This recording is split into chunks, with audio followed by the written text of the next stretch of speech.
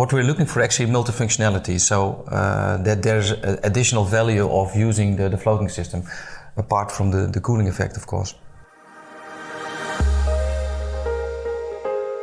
Welcome to The Smarter E Special, a podcast miniseries recorded live at the Smarter E Europe 2022 in Munich.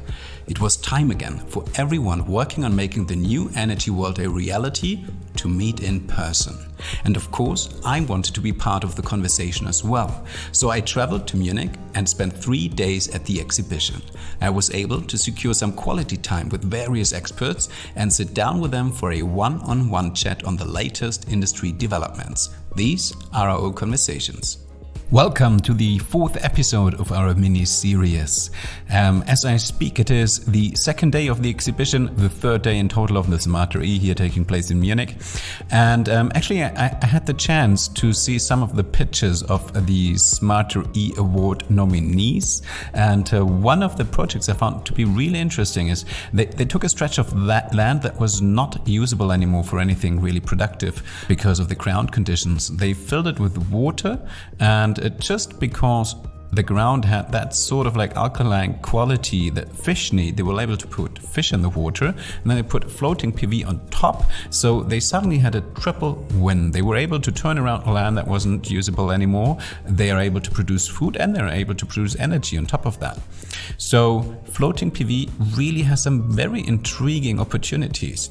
And I wanted to make sure that we dive into the topic, that we find out what's the potential of floating PV generally here in Europe, but also around the world. What are really some of these fascinating double or triple use cases? And on the other hand, what are the challenges technically that need to be overcome? So I made sure to find somebody here on the exhibition that has more than enough expertise to answer all my questions. And the man I found is Arnoud van Druten. He is the founder and director of the business unit Floating Energy at Sun Projects Group, and before that he founded actually another company in the area of floating PV, so he already has more than 5 years of experience in regards to floating PV, and I'm sure he can answer all the nerdy questions I have. Welcome, Arnoud. Thank you, welcome.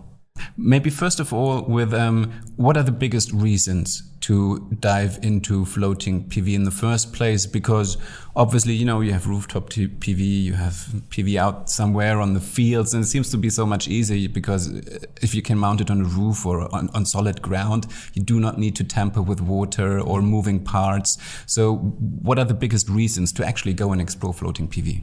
Generating more energy from your module than it does from a module compared on a rooftop or on the field. Do you have some numbers to compare that, and how does that effect vary from, let's say, having floating PV here in Europe in moderate temperatures versus having floating PV, for example, in this, I don't know, Sahel zone or in Africa? In the Sahel zone you wouldn't have it because there's no water, but other places in the world, in Latin America, for example, they have a lot of hydropower, so that I guess would be a good double use again. I've got two, let's say, scientific proof. The addition to your question, yet you say if it differs from an area in the world is 100% true, because it's the cooling effect is the best if the temperature during the day is very high. The temperature effect on the North Pole or the South Pole wouldn't be that big, presumably. So, for instance, if I take into account the Netherlands, we have got a few examples. And on average, there's a positive effect of 2 to 3% because of the cooling effect. Earlier on, there have been examples on a study in Korea where he had an advantage of 11%. So the difference between in Korea between the daytime period and the water temperature was bigger. That's one thing. The other thing is, how is your floating construction shaped? If you have a construction which is made of, I call it more or less floating beds on which you put actually the module, then you're creating a kind of isolation, plastic isolation for the water cooling effect not reaching the module. That's one thing. So actually you want a cooling effect, so you want the openness of water, so the cooling effect can be. At the same time, these modules are very close to the floating surface, so the wind cannot remove the heat underneath the module. So the difference in those two kind of systems is very different. Big, because if you have an open system, an east-west system, where the wind can flow in, and when there's an openness between the water and the model, then you have a double effect of the wind removing effect and the convection effect, that the cooling effect of the water can reach the panel. So it depends on where you are, but it depends also on the construction. That's super interesting. So if I put it on the floating bodies, those plastic, basically, what's the proper technical term? HDPE. HDPE is the most used material. Why is it so good? Because normal plastics, under the influence of the sun, at a certain moment will become inflexible and will break at a certain time. So PVC is. So in HDPE there is a kind of addition into the plastic which makes it less vulnerable to UV radiation. But that puts an extra challenge, because that means I have to create the floating body that it is mounted on top in a way that it has sort of like a grid structure with spare space in between. Okay, and it has to be higher, as you said, which probably also makes it, if the wind flows underneath it, it is also more vulnerable to wind and wave movements, right? Yeah. So how high of a wave can you handle at the moment? Sorry, that depends on the systems. I've been constructing systems. We could, let's say, wind speed, not wind speeds of around forces of around 11, and it's in near the Rotterdam area, and the weight of the height was around 2 meters. So those are solid constructions. It all depends on if you have this plastic module based construction where you have one module and one bed, then the connection between the two is the most vulnerable part, because there the friction starts coming in. So which kind of water bodies are ideal? I guess that also depends on the region you're active in the world, but I would imagine in Europe it's probably former industrial lakes, like mining pits filled with water probably are most suitable, I would assume. Yeah. And then what I also picked up in other conversations is that the W's, when you have hydropower, is ideal because you already have a grid connection, plus floating PV can, I think, prevent some of the evaporation of the water that you need for the hydropowers. It's good that you mentioned the last thing. So the dam is what we're looking for, actually multifunctionality. So that there's additional value of using the floating system, apart from the cooling effect, of course. So if you have an open system, that means also the water evaporation will be higher. So then you better have a closed system, which prevents, then you have less cooling effect, but it prevents the evaporation. So if you put a hydro dam there for a reason, so in that case, a less open system will be better. Former mining pits are perfect. The disadvantage they have is that they are very deep. So for the anchoring, you need more investment to make it proper. The best thing is actually to have, let's say, a man-made kind of bassin, which is not deep, and you use that for them. Because the other aspect is again ecology. So there's a lot of water in the world, but a lot of water is being announced as being protected, being vulnerable for the ecology effect. And there's a lot of studies on that, on how to do it. So if you have a man-made pit, it's not a traditional, let's say, that's not a traditional ecosystem. There I would have a very specific question now, because how does this actually interfere with the ecosystem? I just spoke to somebody and I was like, hey, I'm going to have this amazing interview about floating PV. And he was like, wow, that's total greenwashing, because actually it messes with the phytoplankton in the water body. And phytoplankton is so important to bind CO2 because it does so very effectively. Would love to hear your perspective on that. Yeah, so there we come back to the technology again. So you've got the open system, and my idea is the system in those kind of, say, sensitive environments, which disturbs the ecosystem the less, is the best system.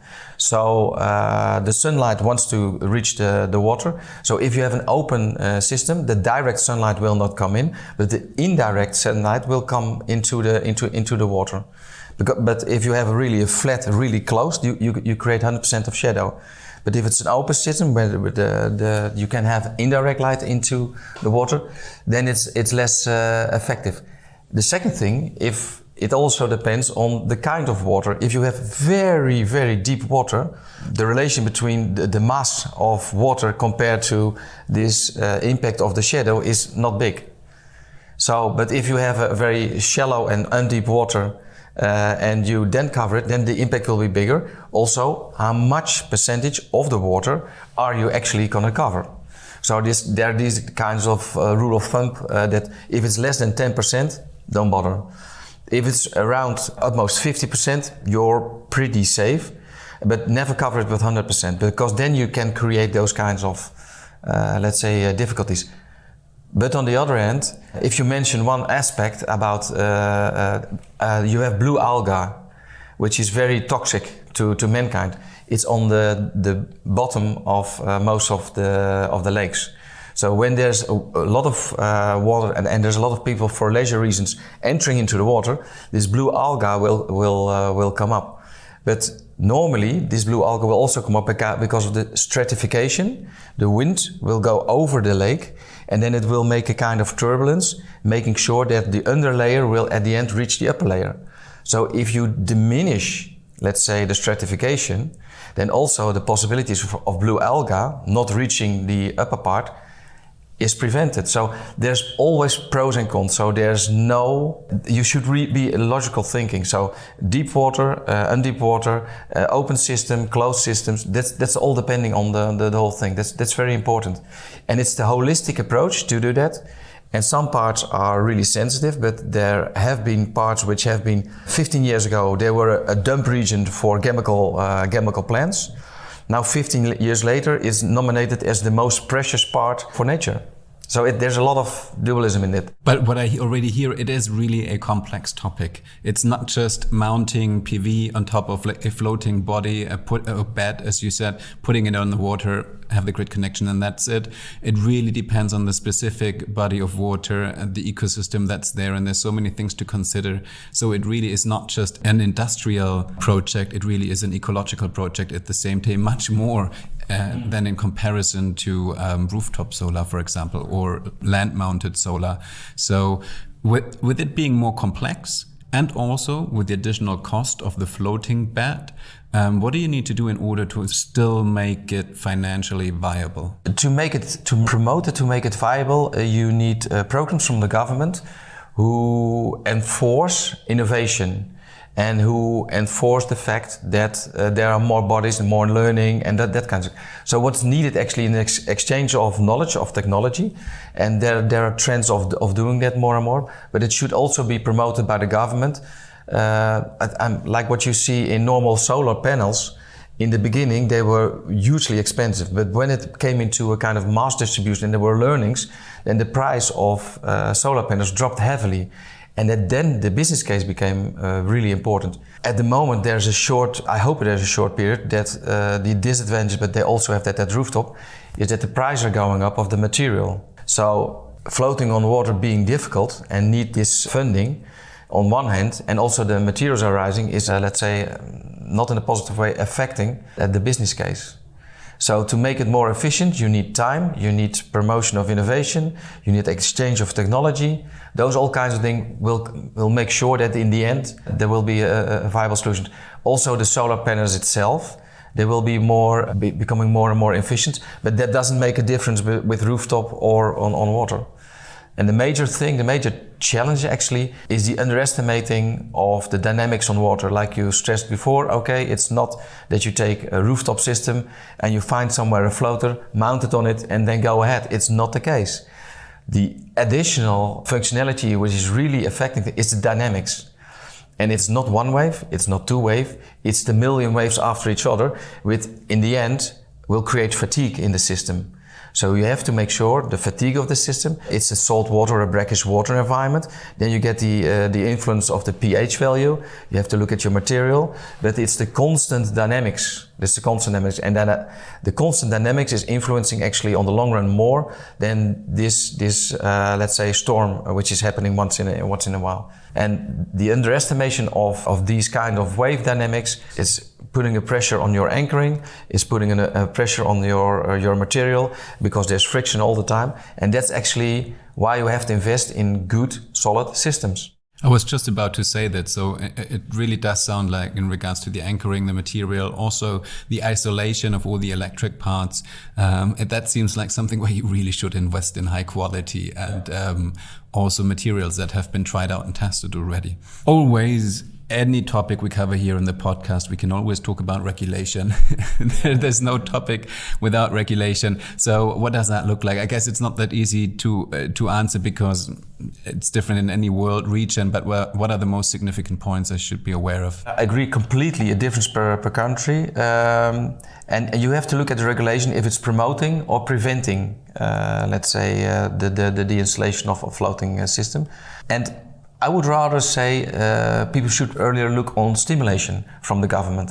We need stimulation from the government that they shorten actually the regulation period where something should be decided. Because the situation at the moment, the difficult situation is you've got systems who have to last for 20 years. For the regulation, it's good they really look thorough into it. But on the other hand, we have to make decisions on a very short notice because of the price of material. Because if you look at iron-based systems, aluminium, whatsoever, plastic, the price of material is going increasingly up, and I hope they become down. So you have to make a decision for 20 years in sometimes an hour. Because the production, for instance, for the metal is being decided on the price on the stock for iron by the hour. So there's the conflict, and the good thing which the government can do is to have a guarantee of income and say, okay, we make sure you're going to be subsidized for the electricity for this fixed amount. So there's a security on income. If there's a security on income, then what the financing parties will say, so the banks and all the big finance community institutions, do have a guarantee there's income for the next 20 years. So then it's easy for them to fund those kind of projects.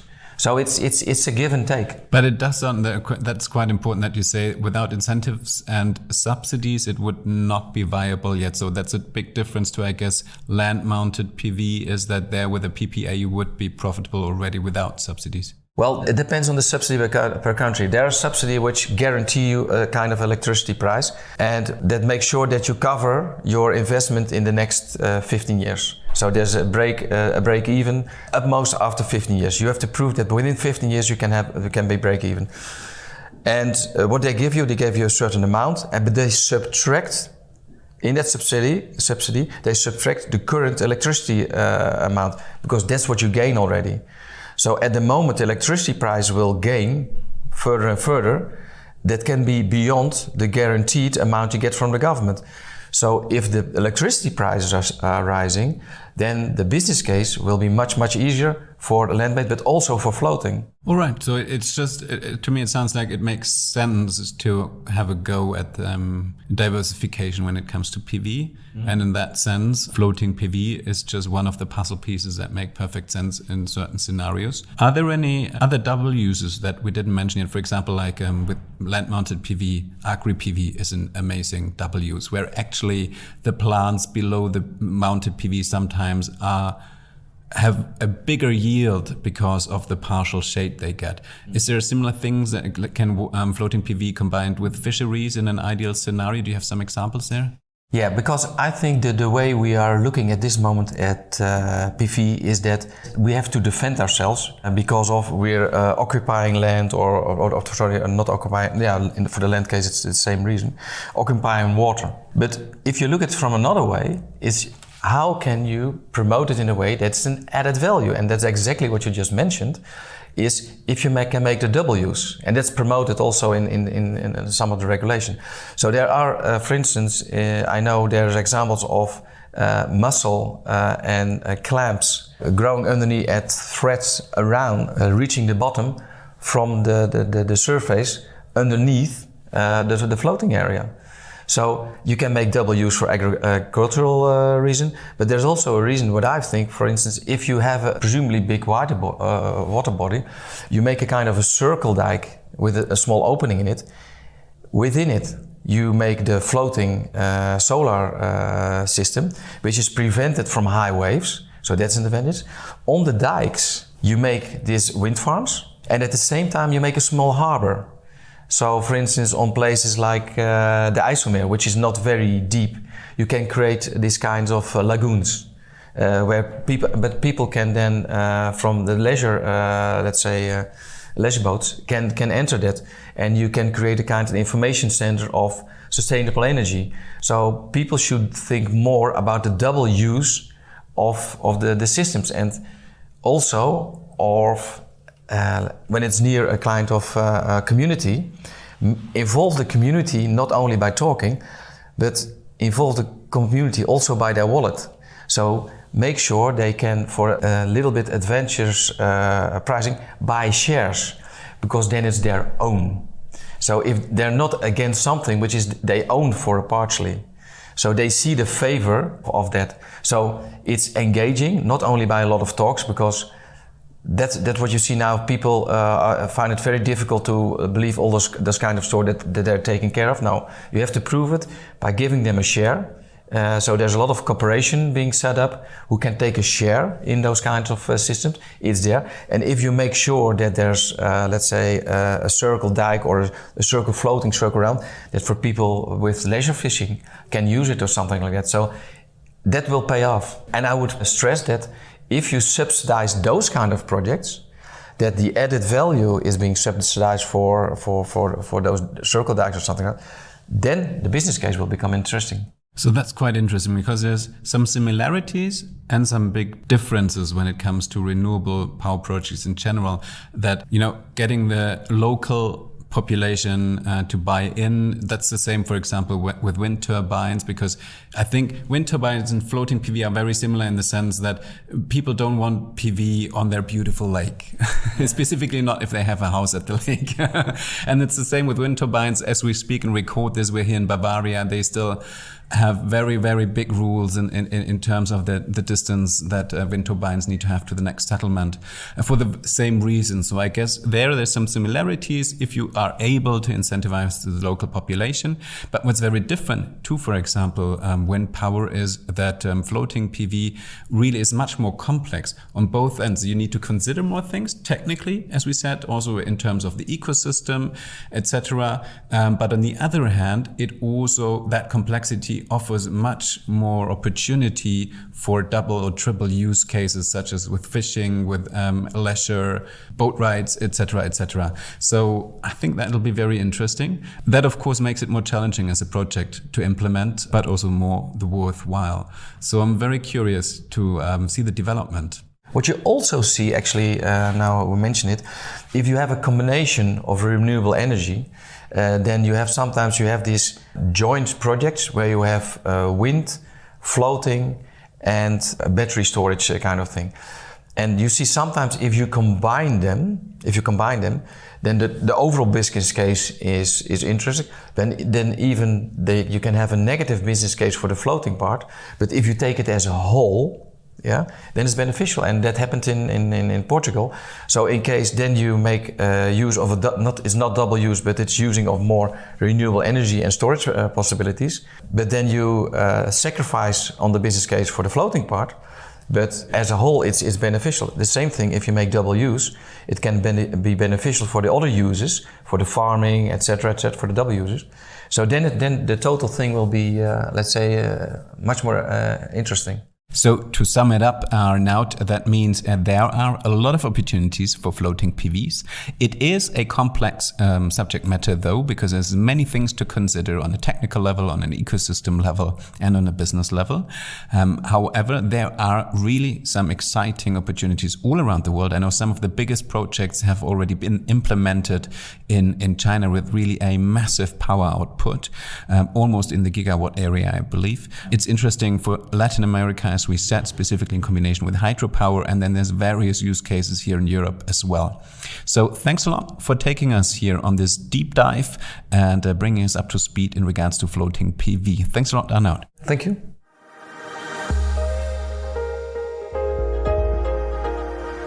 And that already was the 4th episode in a 5-part series recorded live here at the Smarter E Europe in Munich. Our last episode will take us once again to a completely different topic, and we'll talk about a impact business case involving PV, because actually the solar bakery is combining PV and a bakery in one shippable container, is bringing it to Africa and is creating multiple impacts there in local communities. Simon Zimmermann, one of the co-founders, will sit down with me and explain to me in detail why they focus on such a specific use case of PV and what kind of impact they're able to create by doing so. And if you want to explore the latest developments and trends around floating PV even further, check out Intersolar Europe, the world's leading exhibition for the solar industry. Information about the exhibition, the conference, and the latest news, market graphics, and studies can be found online at intersolar.de.